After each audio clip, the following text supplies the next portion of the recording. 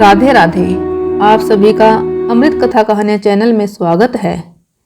आज इस वीडियो में मैं आपको यमराज और वेश्या की एक प्रेरणादायक कहानी सुनाऊंगी। बहुत समय पहले की बात है। किसी नगर में एक साधु रहते थे जो कि लोगों को भक्ति का उपदेश देते थे। उस नगर के बहुत से लोग प्रतिदिन उनके पास आते और उनसे ज्ञान प्राप्त करते। उसी नगर में एक वेश्या रहती थी जो कि गलत कामों में लिप्त थी, लेकिन इसके अंदर एक खासियत थी। वो ईश्वर में विश्वास रखती थी। सभी गांव वाले इस वेश्या को बहुत गंदी निगाह से देखते थे। एक दिन की बात है, वह वेश्या मंदिर में गई हुई थी और उसी मंदिर में साधु महाराज भी गए हुए थे। वेश्या ने साधु महाराज को प्रणाम किया और उनका पैर छूने के लिए जैसे ही आगे बढ़ी, उस मंदिर के पुजारी ने उनको उसका पैर छूने से मना कर दिया और कहा कि तुम एक वेश्या हो और इसलिए तुम अपवित्र हो, इस कारण तुम इनका पैर नहीं छू सकती।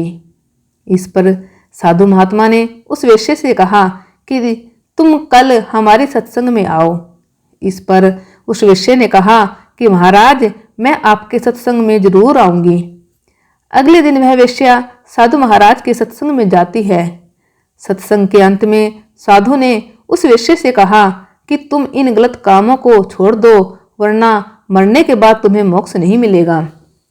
इस पर उस वेश्या ने साधु से कहा कि यदि मैंने यह काम छोड़ दिया तो मैं खाऊंगी क्या। इस पर साधु ने कहा कि तुम इस काम को छोड़ दो और मेहनत करके पैसा कमाओ। वेश्या ने साधु से कहा कि ठीक है, मैं यह गलत काम करना छोड़ दूंगी। अगले दिन उस वेश्या ने एक ठेला खरीदा और फल बेचने लगी, लेकिन उस नगर के लोग उससे फल नहीं खरीदते थे। अतः उसने दूर दूसरे गांव में जाकर फल बेचना शुरू कर दिया।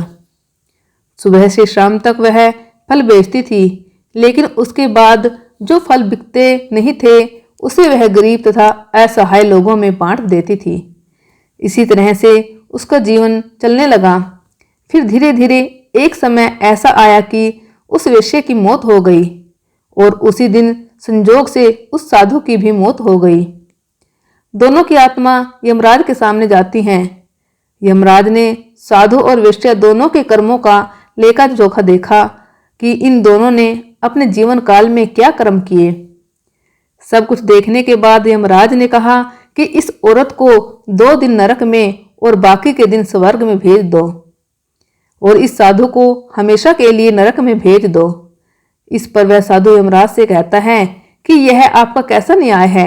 मैं हमेशा भक्ति के मार्ग पर चला हूँ और हमेशा लोगों को सत्संग भी सुनाता था, ताकि जो भटके हुए लोग हैं उन्हें सही रास्ता मिल सके। इस पर यमराज ने उस साधु से कहा कि यह सत्य है कि आपने हमेशा ईश्वर की भक्ति की है, लेकिन जो आप लोगों को उपदेश देते थे उसको आपने अपने जीवन में नहीं उतारा, इसलिए आपके साथ ऐसा हो रहा है। लेकिन इस वेश्या ने भले ही अज्ञानवश कुछ समय के लिए गलत काम किया, लेकिन बाद में इसने गरीब और असहाय लोगों की मदद भी करती थी और ईश्वर की पूजा भी करती थी, इसलिए इसे सिर्फ 2 दिन नरक और बाकी के शेष दिन स्वर्ग में रखा जाएगा। साधु को अपनी भूल का एहसास हो गया और साधु के आंखों से आंसू निकलने लगे।